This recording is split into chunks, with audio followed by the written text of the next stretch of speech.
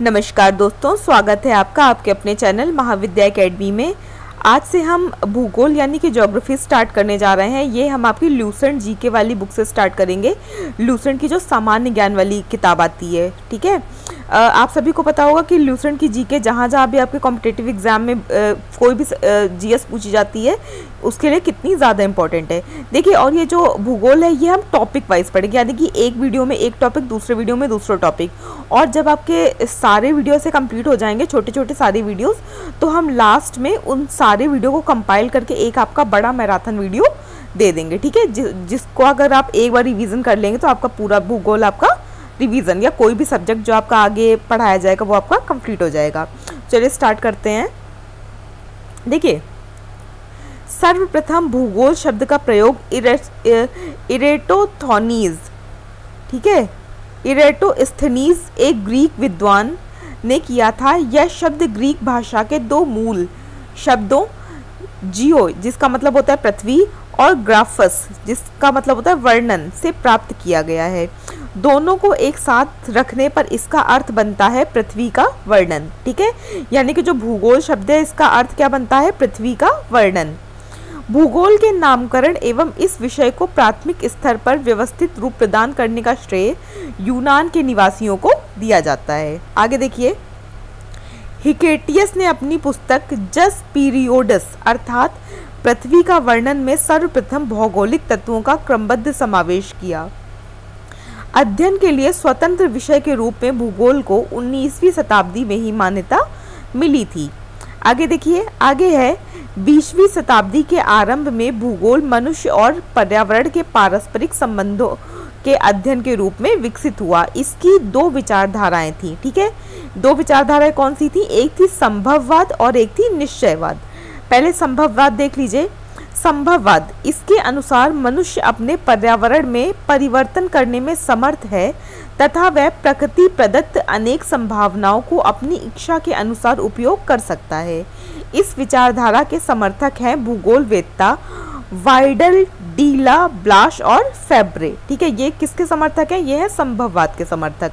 दूसरी विचारधारा देखिए, दूसरी विचारधारा है आपकी निश्चयवाद। निश्चयवाद के अनुसार, इसके अनुसार मनुष्य के सारे काम पर्यावरण द्वारा निर्धारित होते हैं तथा मनुष्य को स्वेच्छापूर्वक कुछ करने की स्वतंत्रता कम है। इस विचारधारा के प्रमुख समर्थक हैं भूगोलवेत्ता रिटर रैडजेल, ठीक है। रैडजेल क्या? नवीन निश्चयवाद का संस्थापक इनको कहा जाता है, किसको? रैडजेल को। फिर है एलन सैम्पुल और हंटिंगटन, ठीक है। ये किसके आपके समर्थक है? ये है आपके निश्चयवाद के समर्थक। आगे देखिए, आपकी ये टेबल दिया गया है, ये देख लीजिए। भूगोल का जनक किसे कहते हैं? हिकेटियस को। वर्तमान भूगोल का जनक किसको कहते हैं? अलेक्जेंडर वॉन हम्बोल्ट को। व्यवस्थित भूगोल का जनक किसको कहते हैं? इरेटोस्थनीज को। भौतिक भूगोल का जनक किसको कहते हैं? पोलिडोनियम को। सांस्कृतिक भूगोल का जनक किसको कहते हैं? कार्ल ओ सावर को। गणितीय भूगोल के संस्थापक कौन है? थेल्स व एनेक्सीमिंडर, ठीक है। विश्व भूगोल का निर्माता कहते हैं मार्टिन बेहम को। विश्व मानचित्र के निर्माणकर्ता कौन है? एनेक्सीमेंडर। भौगोलिक विश्वकोश का रचनाकार किसको कहते हैं? स्ट्रैबो को। क्रमबद्ध भूगोल के लिए किसको जाना जाता है? अलेक्जेंडर वॉन हम्बोल्ट को, ठीक है। आगे देखिए, आगे है भूगोल की कुछ परिभाषाएं। पहली परिभाषा देखिए, भूगोल एक ऐसा स्वतंत्र विषय है जिसका उद्देश्य लोगों को विश्व, आकाशीय पिंडों, स्थल, महासागरों, जीव जंतुओं, वनस्पति, फलों तथा भू धरातल के क्षेत्रों में देखी जाने वाली प्रत्येक अन्य वस्तु का ज्ञान प्राप्त करना है। ये परिभाषा आपकी किसने दी है? स्ट्रैबो ने दी है। आगे देखिए, भूगोल पृथ्वी की झलक को स्वर्ग में देखने वाला आभामय विज्ञान है। ये किसने कहा है? ये कहा है आपका कैलेडियस और टॉलमी ने। थर्ड आपकी परिभाषा देखिए, भूगोल वह विज्ञान है जिसमें पृथ्वी को स्वतंत्र ग्रह के रूप में मान्यता देते हुए उसके समस्त लक्षणों, घटनाओं एवं उसके अंतः संबंध का अध्ययन किया जाता है। ये किसने कहा है? ये कहा है कार्ल रिटर ने। चौथी परिभाषा देखिए, भूगोल में पृथ्वी के उस भाग का अध्ययन किया जाता है जो मानव के रहने का स्थान है। ये किसने कहा है? ये किस कहा है? आपका आर्थर होम्स ने।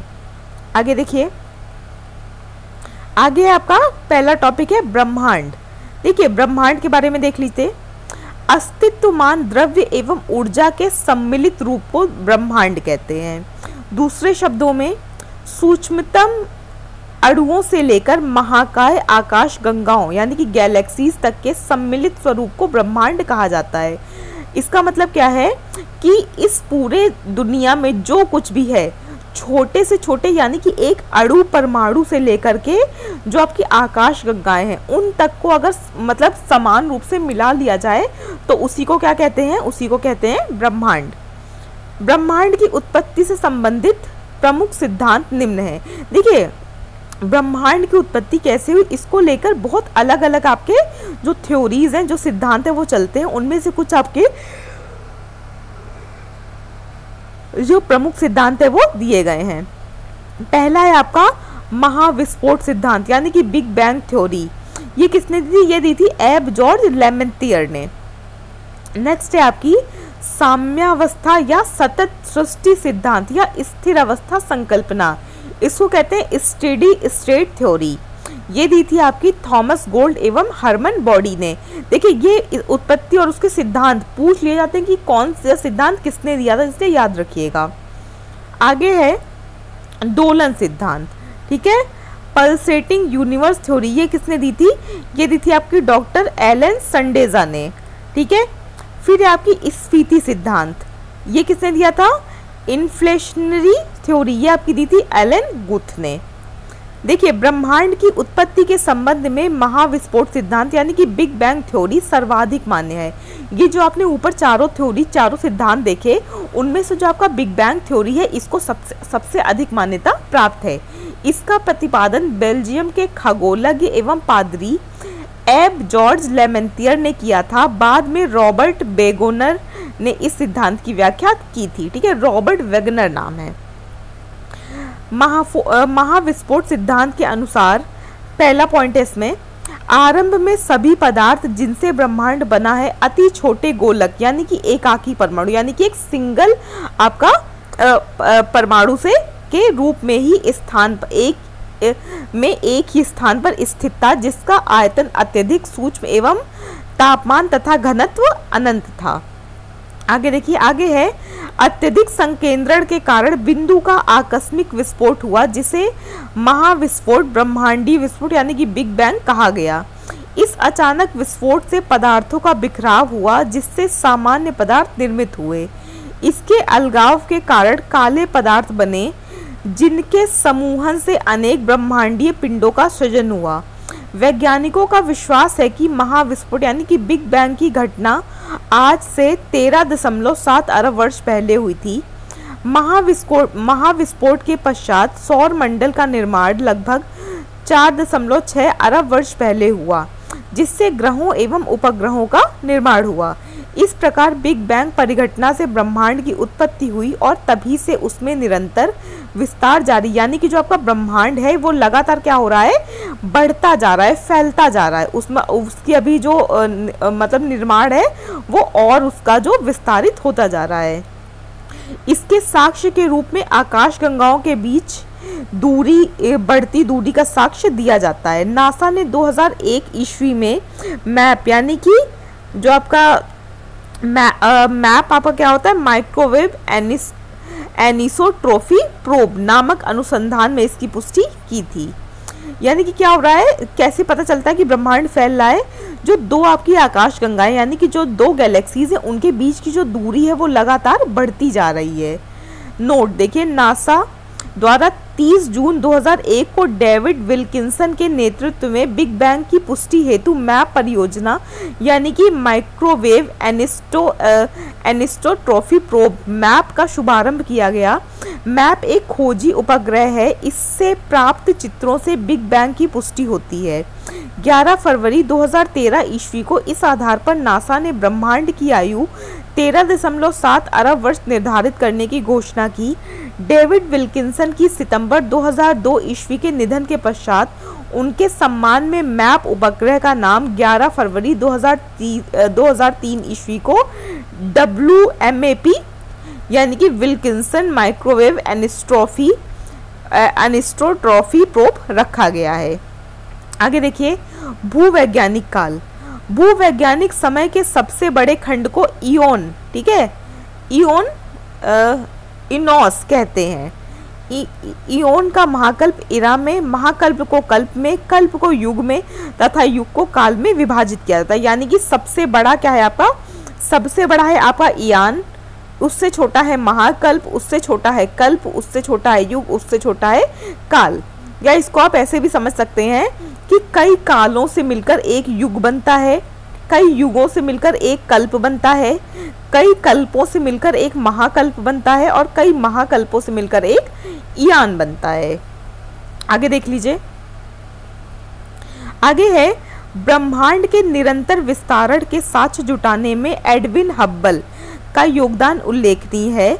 ब्रह्मांड के निरंतर विस्तारण के साक्ष्य के रूप में अंतरिक्ष में सूक्ष्म तरंगों की उत्पत्ति की उपस्थिति का पता चलना, अंतरिक्ष में रेडशिफ्ट परिघटना का अवलोकन तथा आधुनिक अध्ययनों में सुपरनोवा का अंतरिक्ष में विस्फोट होना भी ब्रह्मांड के विस्तार के साक्ष्य के रूप में माना जा रहा है। नेक्स्ट पॉइंट है, ब्रह्मांड के रहस्यों को जानने के लिए 30 मार्च 2010 ईस्वी को European centre for nuclear research यानी कि सर्न ने जेनेवा में पृथ्वी की सतह से 50 से 175 मीटर नीचे 27.36 किलोमीटर लंबे सुरंग में लार्ज हैड्रन कोलाइजर यानी कि LHC नामक महाप्रयोग सफलतापूर्वक किया गया था। इसमें प्रोटॉन बीमों को लगभग प्रकाश की गति से टकराया गया तथा हिग्स बोसॉन के निर्माण का प्रयास किया गया। माना जाता है कि गार्ड पार्टिकल के नाम से जाने जाने वाला यह हिग्स बोसॉन में ही ब्रह्मांड के रहस्य छिपे हैं, क्योंकि यह सबसे बेसिक यूनिट माना जाता है। CERN ने 4 जुलाई 2012 को हिग्स बोसॉन से मिलता जुलता सब एटॉमिक पार्टिकल की खोज करने में सफलता हासिल की है। इससे ब्रह्मांड के रहस्यों को जानने में मदद मिलेगी। नोट देख लीजिए, नोट है आपका, ब्रिटिश वैज्ञानिक हिग्स ने 1964 ईस्वी में कॉस्मोलॉजी समझने हेतु गार्ड पार्टिकल परमाणविक अवधारणा को पेश किया गया, जो भारतीय वैज्ञानिक सत्येंद्र नाथ बोस के बोसन थ्योरी पर आधारित थी। ब्रह्मांड का व्यास 10⁸ यानी कि 10⁸ प्रकाश वर्ष है। ब्रह्मांड में अनुमानतः 100 अरब मंदाकिनी यानी कि 100 अरब गैलेक्सी हैं। प्रत्येक मंदाकिनी में अनुमानतः 100 अरब तारे होते हैं। मंदाकिनी देख लीजिए, मंदाकिनी क्या होती है, तारों का ऐसा समूह जो धुंधला सा दिखाई पड़ता है तथा जो तारा निर्माण प्रक्रिया की शुरुआत का गैसपुंज है, मंदाकिनी गैलेक्सी कहलाता है। हमारी पृथ्वी की अपनी एक मंदाकिनी है जिसे दुग्ध मेखला या आकाशगंगा यानी कि मिल्की वे कहते हैं। अब तक ज्ञात इस मंदाकिनी का 80% भाग सर्पिला यानी कि स्पाइरल है। इस मंदाकिनी को सबसे पहले गैलीलियो ने देखा था। आगे देखिए, आकाशगंगा की सबसे नजदीकी मंदाकिनी को देवयानी, ठीक है, एंड्रोमेडा नाम दिया गया है। नवीनतम ज्ञात मंदाकिनी है आपकी ड्वार्फ मंदाकिनी, ठीक है। जो आपकी सबसे नवीनतम ज्ञात मंदाकिनी है वो कौन सी है, वो है आपकी ड्वार्फ मंदाकिनी। फिर आपकी निहारिका यानी कि नेबुला क्या होता है, देख लीजिए। निहारिका यह एक ब्रह्मांडीय नर्सरी है जहां तारों का जन्म होता है। निहारिका क्या है, निहारिका वो जगह, वो मतलब चीज़ है जहां पर तारों का जन्म होता है। निहारिका में धूल और गैसों का बादल होता है। सभी तारों का जन्म निहारिका में होता है, सिर्फ कुछ दुर्लभ अवसरों को छोड़कर, जिसमें 2 न्यूट्रॉन तारे एक शाम विवर यानी कि आपका ब्लैक होल बनाते हैं। जैसे भी न्यूट्रॉन तारे और शाम विवर मृत तारे माने जाते हैं। यहाँ पाए जाने वाले गैसों में हाइड्रोजन गैस, हीलियम गैस तथा अन्य आयनीकृत प्लाज्मा गैसें होती हैं। नेक्स्ट देखिए, निहारिका 2 अलग अलग कारणों से बनती है। निहारिका के बनने के देखिए 2 कारण होते हैं। पहला, ब्रह्मांड की उत्पत्ति और दूसरा किसी विस्फोटक तारे से बने सुपरनोवा से। नेक्स्ट पॉइंट है, ब्रह्मांड के जन्म के बाद परमाणुओं का जन्म हुआ और इन परमाणुओं से धूल और गैस के बादलों का निर्माण हुआ। नेक्स्ट पॉइंट देखिए, नेक्स्ट पॉइंट है सुपरनोवा से जो पदार्थ उत्सर्जित होता है उससे इससे भी निहारिका का जन्म होता है। इसके उदाहरण है वेल और कर्क। निहारिका की उत्पत्ति ब्रह्मांड के जन्म और सुपरनोवा के मिश्रण से भी हो सकता है। निहारिका के कुछ प्रकार देख लीजिए। पहला है आपका उत्सर्जन निहारिकाएं। यह सबसे सुंदर और रंग बिरंगी होती हैं। ये बन रहे तारों से प्रकाशित होती हैं। उदाहरण चील व झील निहारिका। सेकंड है आपकी परावर्तन निहारिकाएं। यह तारों के प्रकाश को परावर्तित करती हैं। ये तारे या तो निहारिका के अंदर होते हैं या पास में होते हैं। उदाहरण के लिए प्लेइडेस निहारिका। थर्ड है आपका श्याम निहारिकाएं। ये अपने पीछे से आने वाली प्रकाश को एक दीवार की तरह रोक देती है। यही कारण है कि हम अपनी आकाशगंगा में बहुत दूर तक नहीं देख पाते हैं। आगे देखिए, आगे आपका ग्रहीय निहारिकाएं। इसका निर्माण उस वक्त होता है जब एक सामान्य तारा एक लाल दानव तारे में बदलकर अपने बाहरी तहों को उत्सर्जित कर देता है। इसी वजह से इसका आकार गोल होता है। फिर आपकी ओरियन नेबुला हमारी आकाशगंगा के सबसे शीतल और चमकीले तारों का समूह है। तारों के बारे में विस्तृत जानकारी के लिए भौतिक का अध्ययन ब्रह्मांड देखें। भौतिक का अध्याय ब्रह्मांड देखें। देखिए, जो आपका जो सबसे शीतल और सबसे चमकीला तारों का समूह है वो कौन सा है? आपका ओरियन नेबुला है। ठीक है, नेक्स्ट टॉपिक है आपका सौर मंडल, जो हम नेक्स्ट वीडियो में आपका देखेंगे। वीडियो देखने के लिए thank you so much. Please like, share और सब्सक्राइब करना मत भूलिएगा। Thank you.